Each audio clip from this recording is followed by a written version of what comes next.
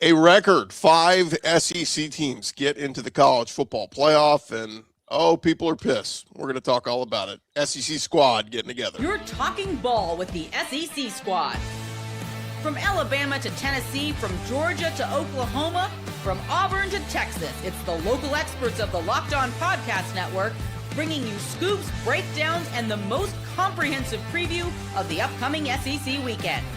It's the SEC squad, and we have a seat for you. Hurt feelings and thin skin are prohibited. Squad up, you're part of the SEC squad. Thin skin is prohibited unless you are a Notre Dame fan. Welcome into our SEC Squad show. Today's episode brought to you by Gametime. Download the Gametime app, create an account, use our code LOCKEDONCollege for $20 off your first purchase. We got a panel of Corey Burton from Locked On Vandy, Stephen Willis, Locked On Ole Miss, Chris Marler from Locked On Gamecocks. I'm Chris Gordy, Locked On SEC. And guys, man, just so much reaction here in the last day or so to what we saw. We saw Georgia dominate Alabama in the SEC championship game on Saturday, led to some questions of will Alabama get in? And then on Saturday, Sunday, the playoff rankings come out, and sure enough, they did make it. Alabama is in. 5 teams from the SEC when you include Oklahoma, Georgia, Ole Miss, Alabama, and who am I missing? Texas A&M and Oklahoma. Okay. They're all in there. So reaction to what you saw. I mean, how shocked were you guys that Alabama made it? Kind of stunned because there's been committees that have factored in championship games. There's been committees that just ignored championship games. And the thought that I had going into that is like, hey, you just took the best record out of anybody in the entire country and made it into a fluke. How would that be viewed by other people? And it turns out it didn't matter at all. Like, it didn't even matter if the game was even played. So that's good for Alabama, but that was a bad look on Saturday for them. Yeah, it wasn't great. And I was kind of surprised too. I was like, the only thing Bama can't do in this game is get rolled. And that's what they did. They got shelled 28-7. And I was like, okay, that's going to knock them out. And, BYU, same thing. And it did knock them out. So there's some inconsistency there. And that's more so why I was confused was BYU's out. Maybe you should have put Bama out for the same reason or put BYU in if you're going to put Bama in and make it a little bit more consistent. But again, I've always been a proponent of finding ways to make sure this stuff plays out on the field. And I don't think we really got that with this committee. Marler, what say you? Yeah, I disagree a little bit. I was surprised. I would agree with that. I was shocked that Notre Dame was left out, considering that they are hand-given every single thing. It's the most entitled fan-based program and all that in the history of college football. That part was shocking. Now, the part with Bama, I get they looked horrible. I thought, honestly, the biggest concern was Hunter Yurachek a couple weeks ago bringing up rushing stats for the first time in the history of the playoff.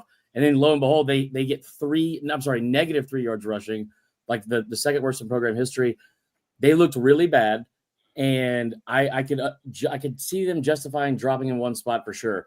They also have a win against Georgia on the road, one of only 2 teams that have done that in the last 9 years. Earlier this year, they beat Vandy, and don't forget they beat Tennessee and Mizzou back to back as well. They have a lot of those flaws. Wins don't count anymore. What's that? Those wins don't count anymore because they're not ranked. They still won the games, but yes, I get what you're saying. I will say that they still had the most before last night with Indiana. They had the most impressive win of anyone in the country, beating Georgia at Georgia. They looked horrible last night. I was shocked they didn't drop a spot.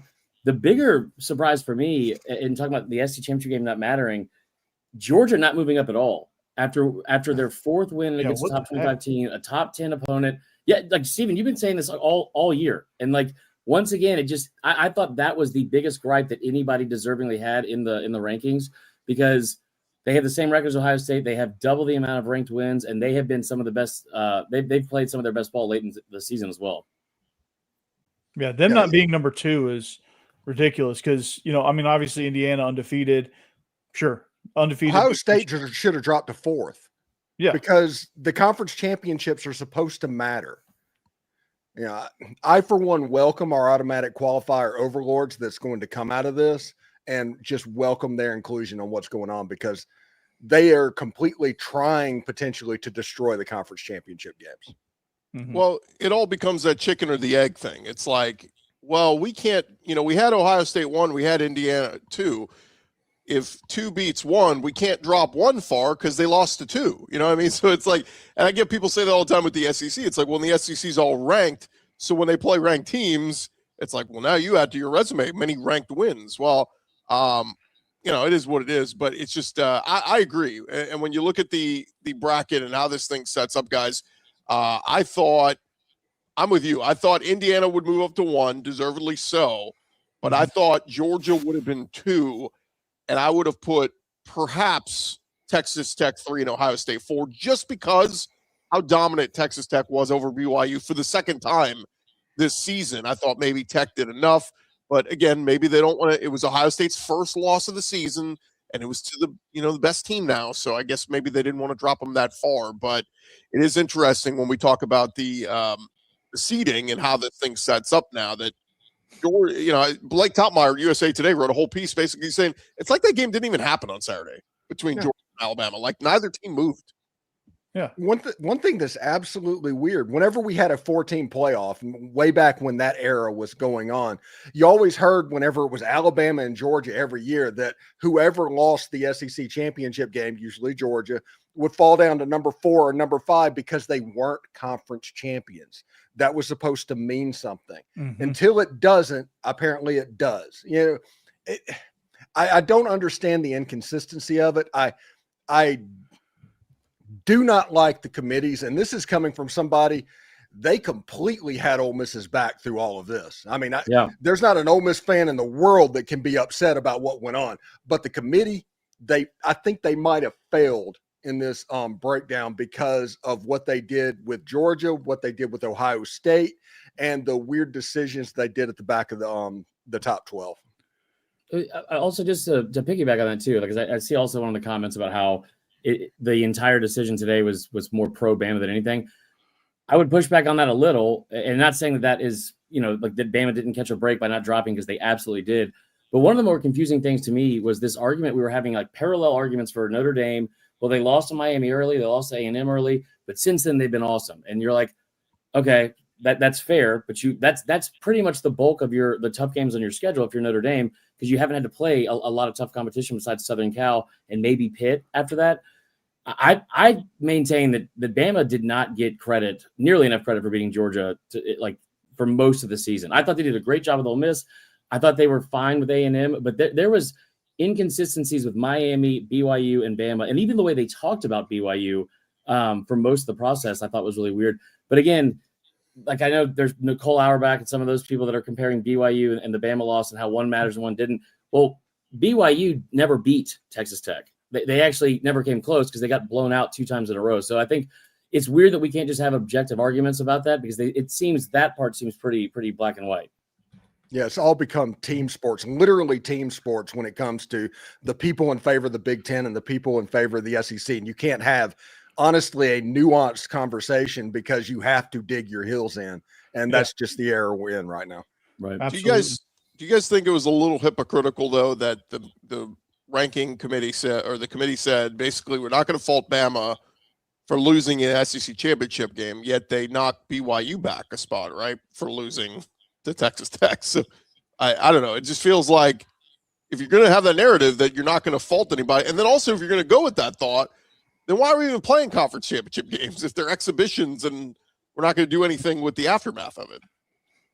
Yeah, I don't know. I mean, that just seems odd. And going back to Chris's point, though, BYU still hasn't even got anywhere close to Texas Tech. So there's that argument. Like it's like that didn't even exist either, and they just weren't there, and that was just a warm-up game for Texas Tech. But it just goes back inconsistency, politics, money, name brands, things like that. And I did a reaction show, from Vanderbilt's perspective on that, and it was, again, they were pretty far down the list. So it's probably, whatever that they didn't make it, but still, you've got, I don't know, there's just got to be some sort of change as far as, and I think we're going to see it coming down the pike with automatic qualifiers, getting things with play-in games on this championship weekend. Like there's got to just be, and I'm going to dig my heels in on this, there's got to just be more ways to be able to get these matchups settled on the field to where you can get your playoff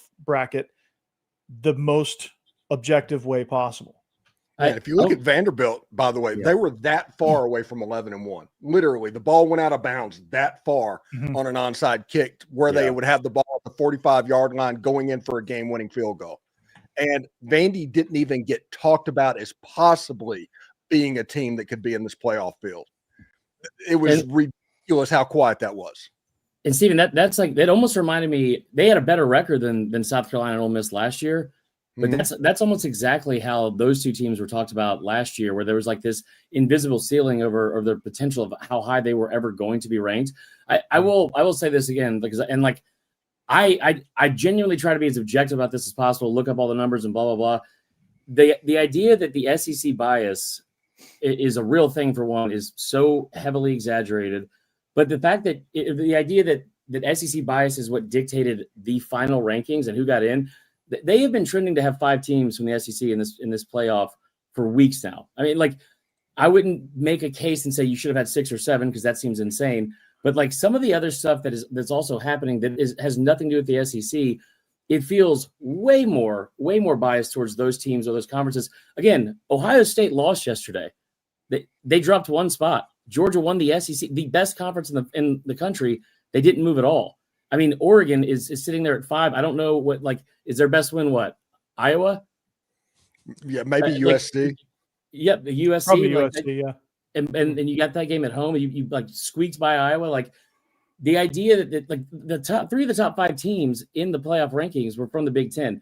One of the biggest issues that no one talks about is this idea that we got way ahead of our skis on with, hey, it'll be a fun Cinderella story to have a group of 5 team involved, and we get everyone like. There's more inclusion and like, so your season's not over as soon as it starts. The fact that 2 teams got in, also 2 teams that don't technically have a coach, that part messed up a ton, I think, of the final rankings and what they were able to do. Yeah, I think the ACC commissioner should be fired for whatever tiebreaker he had in place that allowed that to happen. Yeah. Because Miami should have been in that game against Virginia and a spot guaranteed. Yeah, it's interesting too. Go look at the resume. Like, look. We want to jump to losses so quickly, and we want to go, look, this loss is better than this loss. Talk to me about wins. I'll talk to you about wins. Who did you beat? Look, I'll talk to you about wins because, Chris, you said this on your show that I listened to earlier today about wins and rankings and how do you determine rankings? Do you determine it when they play, when they match up? What are they ranked? Or do you do it all at the end of the season? Okay, you won this game. They're no longer ranked. So, because if you do it like, I agree with you wholeheartedly. Ranking at the time, South Carolina, 11th. LSU, 10 when we beat them. Missouri, 15 when we beat them. Tennessee, I think 18 or 19 when we beat them. All non-ranked, and they said that Vanderbilt did not have a signature win when they had those ranked wins. LSU fired their coach, and I think even Virginia Tech was ranked at the time that Vanderbilt played them. I think they were ranked like 24, 25, something like that. If I remember correctly, like they have a lot of these ranked wins, but again, it's the Vanderbilt factor. Oh, they must suck because Vanderbilt beat them. Let's knock them out of the race. And you know, because South Carolina fell apart after that. LSU fell apart. Virginia Tech fell apart. And it was, you know, I don't. The point I was trying to make though was Notre Dame has no resume wins. Like USC is their best win. That is also true. And if you really want to give them Pitt was ranked the week they played them. Like they were not ranked, and then they got ranked, and then they were unranked again. So it was kind of like they almost did that to give them another top 25 win. And here's the thing. This is like what we probably should have opened with. The numbers that the committee is regurgitating and basing their rankings off of, right? FPI a little bit, but like strength of record, strength of schedule, opponent win percentage, how many teams with winning records did you beat? Like all those things. In terms of Alabama, Notre Dame, and BYU and Miami, Alabama was ahead of all 3 of those teams by a very wide margin. They're the only team in the top 12 that was top 12 in strength of schedule, strength of record, and then I think FPI or something like that. They had a higher opponent winning percentage than almost anybody besides Oklahoma. Like all the numbers back up Alabama's resume. But again, back to the SEC bias thing, like Corey just said, you talk about how Missouri and Tennessee got bounced towards the end of the season. So you no longer have those wins. In the same week, Iowa jumped into the top 25, a team that Indiana and Oregon had both played. They had the same exact record, 8-4. They had 0 wins against ranked opponents. But what the committee said was, well, they had a couple of close losses. So again, I don't know why we're so hell-bent on the losses, whether they're good, bad, or Florida State, because I think that's the category of its own. But like, I don't understand why this goalpost is moved, not even just year to year, but week to week. Yep. The other thing I was going to add too, I had to go back and look this up because the whole James Madison Tulane thing, should they be in, shouldn't they? I've been on this podium for a couple of years now. 1 through 12 is how your final ranking should be. That should be the teams 1 through 12. None of this, you win a conference, you move to the front of the line. None of this, you win a conference, you're automatically in. Because some years good conferences are going to be loaded. Some years conferences are going to be down. And I get it. People go, well, the SEC and the Big Ten are always going to be at the top. They have the best teams. It's probably going to work out that way most years. But you look at Boise last year. I had to go back and look it up. Do you know where Boise was ranked at the end of the season? I know they moved them up to 3 because they were the Mountain West Conference champion. But if Boise was in this group, do you know where they would be ranked? This year, this time last year, they were ranked 9. Yeah, right. They were the number 9 team. Guess what? They would have been in if you took 1 through 12. So that's a message to the Tulanes and the James Madisons is, guys, this can be done. You can come from a group of 5 and be in the playoff. You just got to be ranked in the final top 12. I don't think that's a crazy ask. 40, they got a bye. Like, but Right. Again, you know, like the flaws of the system, that is a team that they were very exciting to watch. They were 12-1, but the only Power 4 opponent they played last year was Oregon, and they lost to them. And so they get in, and then they get a 3 seed, which means they get a bye. And then the other part of that same weekend, we were all sitting here talking about, okay, well, listen, if Iowa State and Arizona State, the winner of that game is in the playoff. This is like like do or die. It's a 1-game playoff to get into the 12-team field. The loser of that game was going to the Pop-Tart Bowl, by the way. Pretty stark drop-off. But not only did Arizona State win that game and get in the playoff, they jumped from 16th in the country to a 4 seed. And so, like, it's hard to wrap your head around. And every time Hunter Yurchek opens his mouth, it makes it even harder. You know, I'm at the point where you start seeing these 24-team brackets on Twitter with the 4 automatic qualifiers for every Power 4 conference. And then the G5 has 2, and there's like 6 at-large berths. This committee is not fixable the way it is. The way the whole narrative around college football is right now, it will never get done right. So my thing that I think everybody should do, let's send it back to the conferences. Let them pick who their top 4 representatives are through their tiebreakers. Do something like that.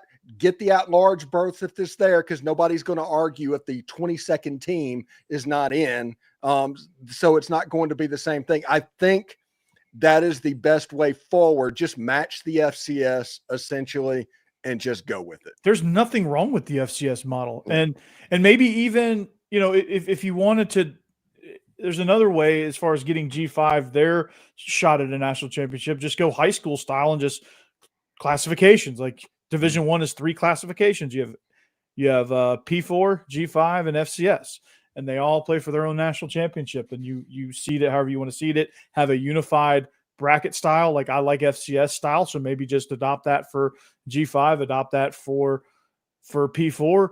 And let's freaking go, man. And I think everybody would watch that. And I think that would be compelling TV. G5 has their games Tuesday through Thursday, Power 4 on the weekends, and FCS keep doing what you're doing because it's working. Good grief. They would get all my money. Every day. I'll finish by saying this. Like I agree with most of the points you guys are making, like about there are so many flaws to this thing. How about the fact that there's only 12 members of the committee right now? They're supposed to have 13. Right. So you could have a tiebreaker in the room, and that has been gone for weeks. Hunter Yurchek, in the middle of trying to hire a head coach, is now like thrust into like the committee chairperson or whatever. I think the other thing is this though: if they push it back and go to 14 teams, they go to 16 teams. We're going to be here next year and the year after saying whoever's 17th and 18th, and like arguing about who should be in at that spot as well. I've never been a proponent of automatic bids, like 4 for Big Ten, 4 for the SEC. But I do like the idea at this point, especially the way this season's gone. If you did a championship weekend where you have the top 6 teams from the conference, and you have 1 versus 2 playing for the conference championship, and then 3 versus 6, 4 versus 5, the winners of those 2 games go. I'm pretty sure Tony Petitti, the Big Ten commissioner, came up with that idea. So I want to hate it, but I would love that at this point. You want to fix it, do that. I mean, again, like I said at the very beginning, put as much on the field as you can. Put as much decision-making on the field head-to-head as you can, and then go from there. And I think the flaws will be very minute. If you're arguing 17 and 18, okay, that argument doesn't hit as hard as arguing 13 and 14, and definitely doesn't hit as hard as 5 and 6. So it's it just gets weaker every single year the more you expand, and then you guarantee you get the right teams in there. And then it'll all sort itself out. The team that's supposed to win will win. That's usually how it works. Like my man Macho Man right here says, the cream will rise to the top. So when we return, guys, we will we'll get into this bracket and talk about the paths for some of the SEC teams coming up next. Hey, first I want to remind all of our listeners the World Cup is back. If you missed the draw, that came out just a couple days ago, and it's back in North America for the first time since 1994. And if you want tickets, the best place to find them is with the Gametime app. It is clutch, finally giving fans a real advantage when it comes to snagging seats. With Gametime, you can track ticket prices in real time. You can get alerts when great seats open up. You can buy tickets the moment they hit the app. It puts the power back in your hands. It makes going to the World Cup realistic instead of impossible. Take the guesswork out of buying tickets for the World Cup, or hey, maybe you're going to a playoff game this weekend or next weekend. You want to get in and see your favorite SEC team. They've got those up there at the Gametime app as well. Download Gametime, create an account, use our code LOCKEDONCollege, get $20 off your first purchase. Terms apply. Again, download the Gametime app, make an account, use our code LOCKEDONCollege, get $20 off, swipe, tap, ticket, go with Gametime. Also, want to remind you guys about our friends at Omaha Steaks. It is the holiday season, and look, the holidays come with 2 big goals: feeding people well and finding gifts they actually love, and you can get both handled in one move with the Omaha Steaks. They've got their Sizzle All the Way sale going on right now. You can stock up, save in a huge way, half off site-wide at omahasteaks.com. And for Locked On College listeners, get an extra $35 off with code college at checkout. I think I might send Corey, Steven, and Marler some gifts this holiday season. Hey. Save big on gourmet gifts and more holiday favorites at Omaha Steaks. Visit omahasteaks.com. Get half off site-wide during their Sizzle All the Way sale. For an extra $35 off, use our promo code college at checkout. Terms apply. See their site for details. It's omahasteaks.com. Promo code college. All right, gents, as we get back into it, let's take a look at the playoff rankings here as we, and I lost my graphic here. Here it is. Here is how the field sets up. So you got Georgia, Ohio State, Indiana, and Texas Tech. Those are all your top 4 seeds. They all get a bye in the first round. So the first round games, James Madison, Oregon. Can't think of an easier path for Oregon, but they should dispose of James Madison. Cleveland versus Oregon. And they will take on Texas Tech. Then we've got Alabama, Oklahoma, and this is, of course, a rematch of a game we saw a couple weeks ago, but the venue shifts. Oklahoma got the best of Alabama in Tuscaloosa. This time we had to Norman. And Marler, I saw the forecast in Norman for next Friday. It is calling for snow, and Alabama can't run the football. What do you make of that forecast? Well, they're going to wear white jerseys and white pants in that game on the road. So I think that there could be a situation if it's snowing a lot. Maybe Oklahoma's defense doesn't see any of the offensive linemen they're trying to get through. I mean, that, or like any of the running backs trying to carry the ball. That's probably their best bet. I will also say Ty Simpson having to see his receivers in a dome without snow isn't great right now. So we'll see how that goes.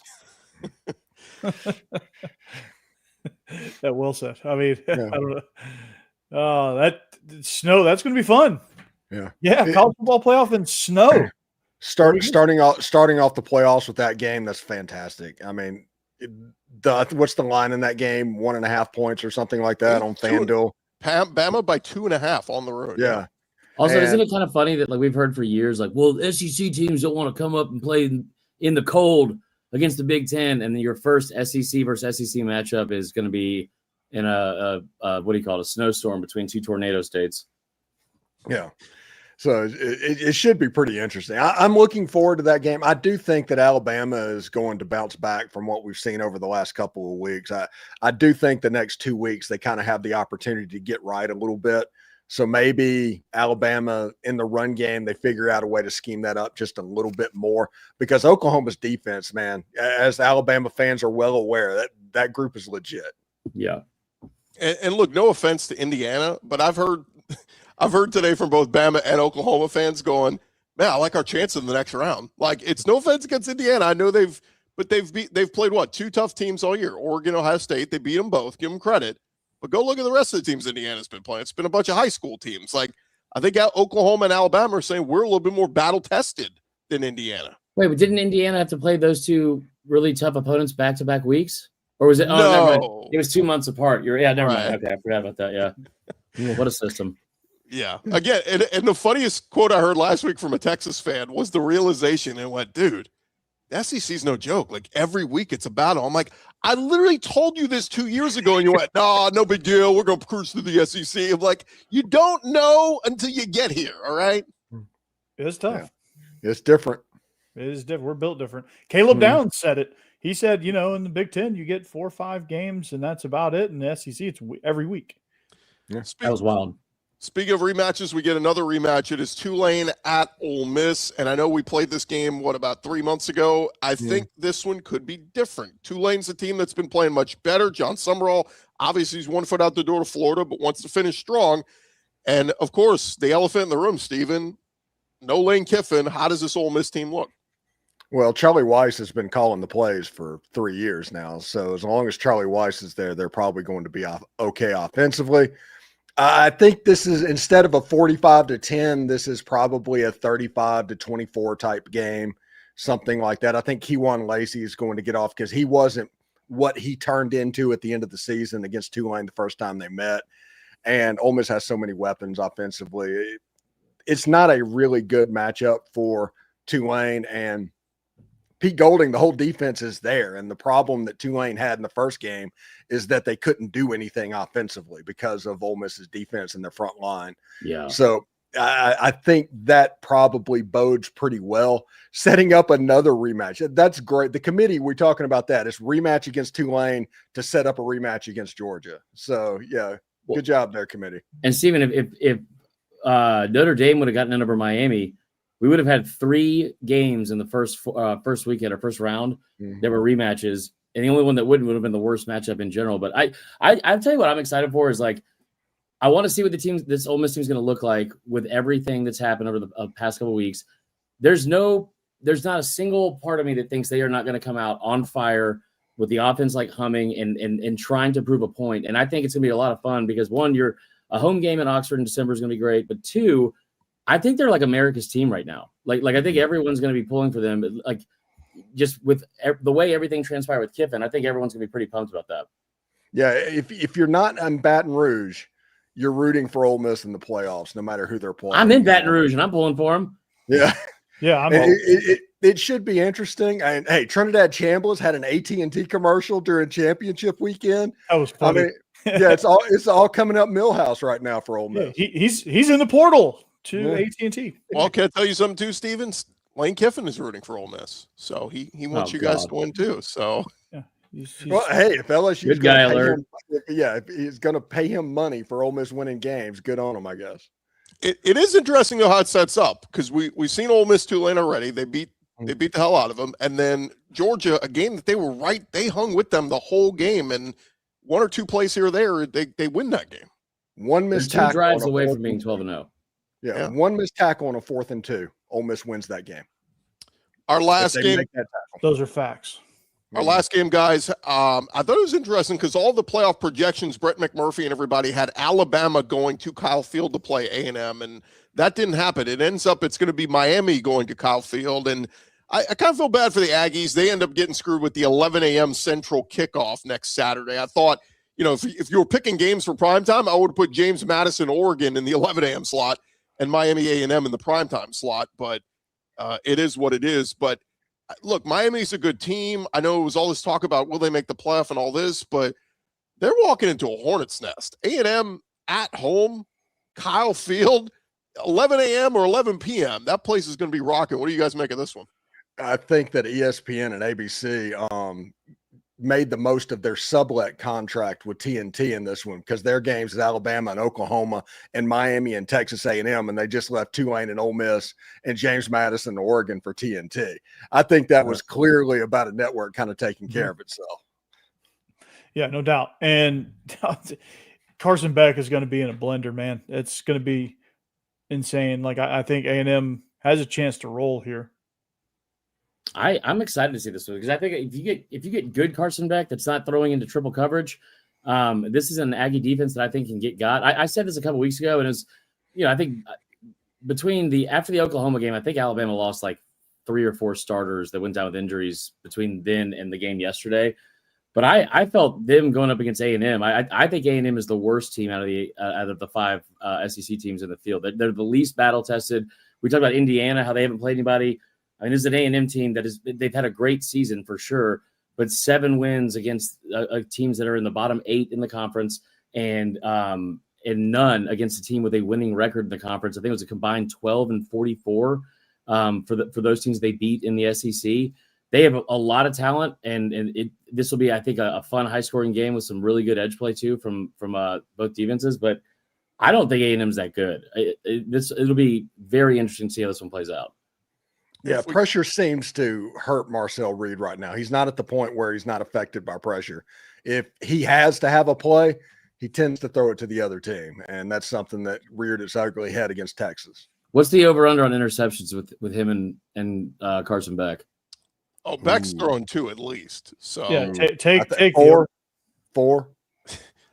Yeah, 3.5, something like that. I just see it as if Carson Beck starts throwing into triple coverage and gets 2 or 3 picked off, like that's some momentum that the Aggies could absolutely take advantage of and just be able to just collect points. And then all of a sudden this thing gets separated and you're like, how did Miami get down 21 points? Oh yeah, Carson Beck threw a pick 6 and two other back-breaking picks, and you're sitting there scratching your head. Like it play out if it plays out like the Louisville game, I think A&M will run away with it. But if Miami can hang in there and if Carson Beck can make good decisions and they can get after Marcel Reed, I could see it flipping back the other way. So it's either going to be a close Miami win, or I think Texas A&M is going to run away with it if they win.